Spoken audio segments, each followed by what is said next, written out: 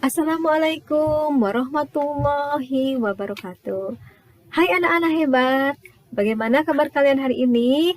Ibu berharap semoga sampai saat ini kalian masih tetap sehat, masih tetap segar, dan masih tetap semangat. Alhamdulillah hari ini masih bisa bertemu dengan Bu Yeni walau masih belajar dari rumah. Hari ini kita masih belajar di tema yang ke-6, energi dan perubahannya. Kita sudah masuk ke subtema 3, energi alternatif di pertemuan yang pertama. Namun, sebelum kita mulai ke pembelajaran, ada baiknya kita berdoa terlebih dahulu, supaya pembelajaran kita hari ini diberikan kemudahan dan kelancaran. Berdoa silakan menurut agama dan keyakinan kalian masing-masing. Berdoa silahkan dimulai. Selesai. Amin. Semoga apa yang kita harapkan bisa dikabulkan oleh Allah Subhanahu wa Ta'ala. Nah, anak-anak, sebelum kita menginjak ke materi, Ibu mau bertanya dulu, apakah kalian sudah siap untuk menerima materi ini? Sudahkah kalian mandi, sarapan pagi, dan sudahkah kalian menyiapkan alat tulis kalian? Ibu yakin kalian sudah melakukan itu semua karena kalian anak-anak yang hebat, anak-anak yang mandiri. Kita harus tahu dulu apa tujuan pembelajaran kita hari ini. Tujuan pembelajaran kita hari ini ada 6 tujuan yang harus kita capai di pembelajaran hari ini. Bisa kalian lihat dan bisa kalian baca di tayangan di layar kalian. Kita mulai ya anak-anak. Silakan kalian duduk yang baik, duduk yang rapi, simak, dengarkan, dan pahami penjelasan materi dari Ibu. Anak-anak, seperti yang sudah kita ketahui bahwa kebutuhan manusia akan energi semakin lama semakin tinggi. Hal ini dikarenakan penduduk dunia semakin banyak dan perkembangan teknologi yang semakin pesat. Ya, karena penduduk semakin banyak dan teknologi pun berkembang dengan pesat sehingga energi pun yang kita butuhkan semakin tinggi. Perkembangan teknologi membutuhkan banyak energi. BBM atau bahan bakar minyak adalah energi yang penggunaannya paling besar sampai saat ini. Sehingga kita membutuhkan energi alternatif sebagai pengganti BBM. Karena semakin lama persediaan BBM akan semakin sedikit. Nah, karena persediaan BBM semakin sedikit, jadi kita membutuhkan energi alternatif. Siapa yang tahu apa itu energi alternatif? Energi alternatif adalah sumber energi yang dapat menggantikan bahan bakar minyak atau BBM. Nah, pencarian dan penggunaan energi alternatif sebenarnya sudah lama diupayakan manusia. Namun, hingga saat ini usaha tersebut belum diperoleh secara maksimal. Kan tetapi penggunaannya semakin meningkat, sehingga usaha ini dilakukan karena semakin sedikitnya persediaan bahan bakar minyak. Apa saja yang termasuk energi alternatif? Nah, kita bisa memanfaatkan energi surya atau energi matahari sebagai energi alternatif. Kita juga bisa memanfaatkan energi air dan kita juga bisa memanfaatkan energi angin. Ada beberapa contoh energi alternatif. Yang pertama adalah energi panas matahari. Yang kedua adalah energi air. Dan yang ketiga adalah energi angin. Nah, panas matahari, gerak air, dan gerak angin atau bayu dapat diubah menjadi energi listrik. Listrik yang dihasilkan oleh matahari, air, dan angin inilah yang dapat digunakan sebagai pengganti BBM. Energi matahari dimanfaatkan untuk membuat pembangkit listrik tenaga surya atau PLTS. Nah, PLTS ini diharapkan dapat menjadi sumber energi alternatif untuk menggantikan pembangkit listrik yang berbasis sumber daya tidak terbarukan. Jadi, energi surya ini atau energi matahari ini diharapkan bisa menjadi sumber energi alternatif. Kemudian, energi air juga dapat dimanfaatkan untuk membuat pembangkit listrik tenaga air atau PLTA. Nah, seperti yang sudah diketahui, PLTA merupakan pembangkit listrik yang mengandalkan energi potensial dan energi kinetik dari air untuk menghasilkan listrik. Sedangkan energi angin dimanfaatkan untuk membuat pembangkit listrik tenaga angin atau bayu atau PLTB. Nah, pembangkit tenaga listrik atau sering disebut juga PLTB adalah salah satu pembangkit listrik energi terbarukan yang ramah lingkungan. PLTB ini memiliki efisiensi kerja yang baik jika dibandingkan dengan pembangkit listrik energi terbarukan lainnya.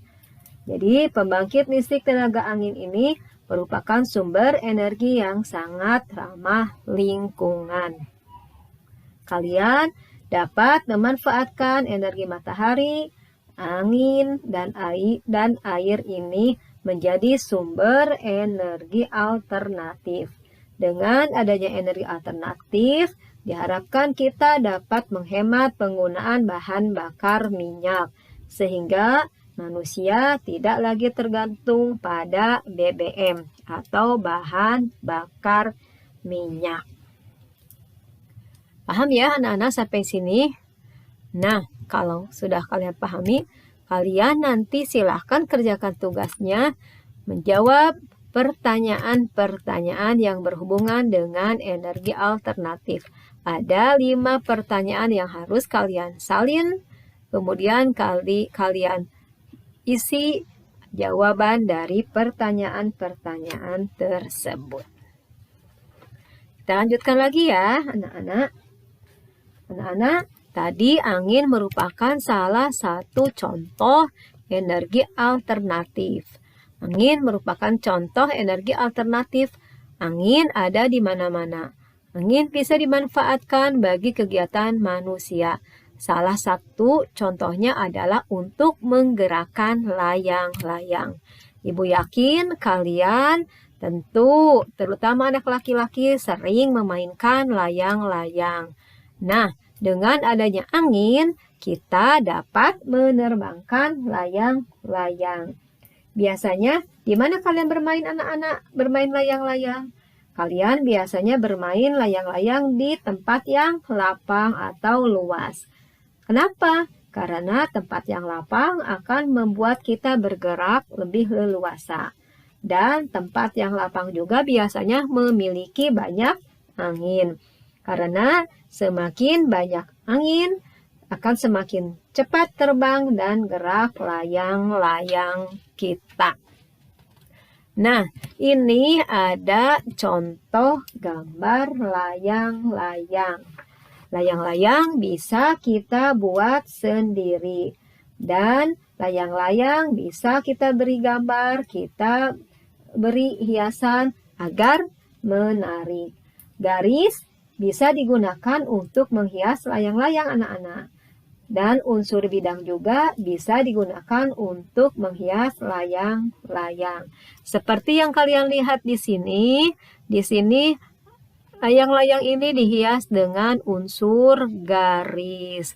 Kemudian ada juga dengan unsur bidang.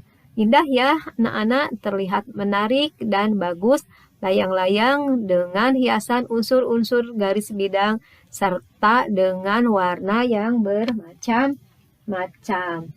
Nah, warna garis dan bidang bisa menjadi motif dalam gambar layang-layang. Tugas kalian adalah silahkan kalian membuat layang-layang mini atau layang-layang kecil. Kemudian kalian beri hiasan semenarik mungkin berupa garis dan bidang. Juga kalian beri warna yang berbeda sesuai kreativitas kalian. Yang penting layang-layang yang kalian buat terlihat indah, bagus, dan akan menarik. Kalian bisa membuat layang-layang mini ini dengan menggunakan kertas HVS dengan ukuran yang mini, karena kalian membuat layang-layang mini. Paham ya anak-anak untuk tugasnya? Kalau begitu kita lanjutkan lagi anak-anak. Anak-anak, ketika kalian bermain layang-layang, tentunya kalian membutuhkan energi. Semakin lama bermain, akan semakin banyak energi yang kita butuhkan. Kita sekarang akan belajar bagaimana menghitung waktu lamanya suatu kegiatan. Misalnya, Udin bermain layang-layang pada pukul 15.30. Kemudian Udin selesai bermain layang-layang pada pukul 16.30. Kita akan menghitung berapa lama Udin bermain layang-layang. Di pembelajaran sebelumnya kalian sudah mendapatkan materi cara menghitung waktu. Nah, di soal ini kita bisa menggunakan cara pengurangan ke bawah. Kita kurangkan akhir Udin bermain layang-layang, yaitu pukul 16.30, dikurangi waktu ketika Udin mulai bermain layang-layang, yaitu pukul 15.30. Kita tinggal mengurangkan ke bawah. 0 dikurang 0 adalah 0, 3 dikurang 3 adalah 0, 6 dikurang 5 adalah 1, 1 dikurang 1 adalah 0. Sehingga Udin bermain dari pukul 15.30 sampai 16.30 adalah selama 1 jam. Ibu beri satu contoh lagi ya anak-anak supaya kalian lebih paham. Misalnya, Beni dan Edo bermain layang-layang mulai pukul 10.15. Kemudian berakhir pada pukul 11.05. Kita bisa menggunakan cara yang seperti tadi. Namun, kalau kita lihat di sini, ketika mengurangkan 5 dikurang 5 adalah 0, dan 0 dikurangi 1 itu tidak bisa, artinya kita harus meminjam 1 jam ke depan. Kalian tentu masih ingat kalau 1 jam itu adalah 60 menit. Jadi, kita tambahkan 1 jam dengan 5 menit. 60 ditambah 5. Sehingga kita akan mendapatkan hasil 10.65. Tinggal kita kurangkan dengan 10.15. Kalau sudah begini, kalian akan mudah menghitungnya. 5 dikurang 5 adalah 0. 6 dikurang 1 adalah 5, 0 dikurang 0 adalah 0, dan 1 dikurang 1 adalah 0. Sehingga kita bisa menghitung kegiatan Beni dan Edo ketika bermain layang-layang mulai pukul 10.15 dan berakhir pada pukul 11.05. Mereka telah bermain layang-layang selama 50 menit. Paham ya anak-anak sampai di sini? Tadi ketika kalian bermain layang-layang tentu kalian membutuhkan energi. Dari mana energi itu bisa didapat? Dari makanan dan minuman. Makanan dan minuman sangat dibutuhkan bagi manusia, terutama untuk melakukan aktivitas. Nah, saat ini banyak minuman kemasan yang dijual. Kalian harus memperhatikan batas waktu penggunaan makanan dan minuman. Makanan atau minuman kadaluarsa berbahaya bagi kesehatan. Nah, kondisi yang tidak baik dalam suatu kemasan itu merupakan atau disebut dengan kadaluarsa. Jika kita memakan makanan atau minuman yang sudah kadaluarsa, dapat menyebabkan keracunan. Bagaimana cara membacanya anak-anak? Ibu akan memberikan contoh. Di sini terlihat di botol minuman ini tulisan best before 18.07.08. Ini merupakan tanggal waktu penggunaan. Kita membacanya 18.07.08. Artinya, minuman ini sebaiknya digunakan sebelum tanggal 18 bulan Juli tahun 2008. Nah, ada kemasan yang menunjukkan waktu secara lengkap seperti ini, tapi ada juga kemasan yang tidak lengkap menunjukkan waktu penggunaannya, seperti contoh ini. Pada kaleng minuman ini terdapat tulisan Jun 2018. Artinya, minuman ini baik digunakan sebelum bulan Juni 2018.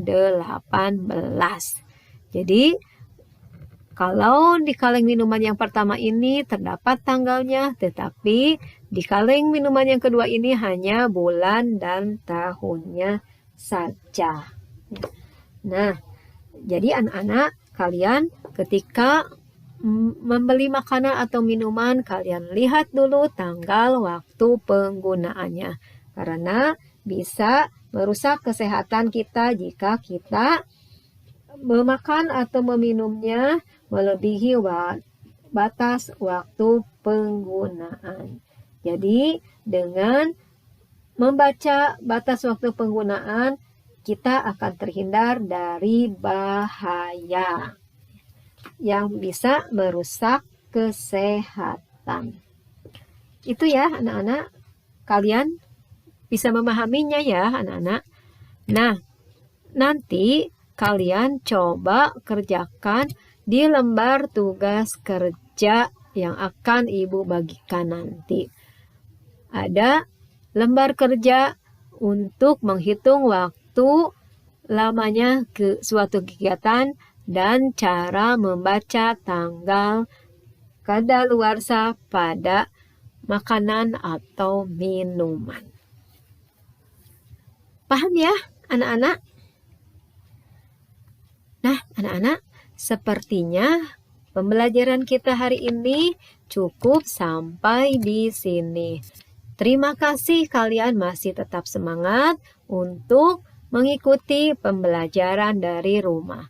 Terima kasih juga ayah bunda yang sudah setia menemani dan membimbing putra-putrinya selama belajar dari rumah. Tidak lupa, Ibu ingatkan kalian untuk selalu mematuhi protokol kesehatan dan menjalankan 5M-nya. M yang pertama memakai masker, M yang kedua mencuci tangan, M yang ketiga menjaga jarak, M yang keempat menjauhi kerumunan, dan M yang kelima adalah mengurangi mobilitas. Tetap semangat ya anak-anak, walau masih belajar dari rumah. Sampai bertemu lagi di pembelajaran selanjutnya. Salam sehat selalu. Assalamualaikum warahmatullahi wabarakatuh.